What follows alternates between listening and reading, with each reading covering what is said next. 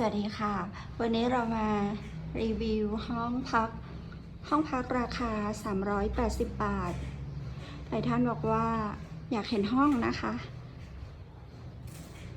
วันนี้เราจะรีวิวห้องหมายเลข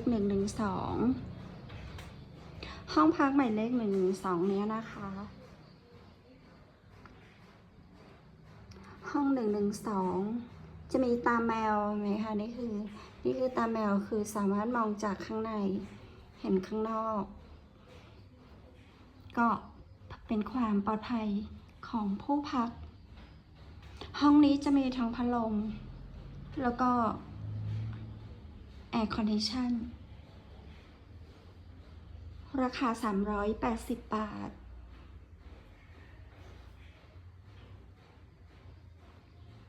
บริเวณรอบๆตอนนี้เราเปิดประตูแล้วก็จะมองเห็นตะกร้าที่คุณแม่บ้านทำงานอยู่คือเขาเพิ่งทำห้องเสร็จเรียบร้อยนะคะเพกเลยแวบมารีวิวขอรีวิวแป๊บนึงจะได้เห็นห้องพักราคา380 บาทจองได้นะคะสำหรับห้องพัก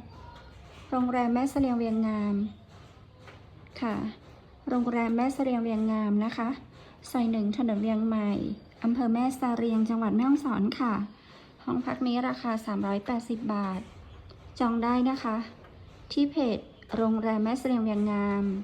หรือว่าที่เบอร์โทรศัพท์0536214444โอเคไม่อยากดูห้องไหนราคาประมาณเท่าไหร่ก็บอกมานะคะเดี๋ยวเพจรีวิวให้สำหรับห้องนี้ขอบคุณและสวัสดีค่ะ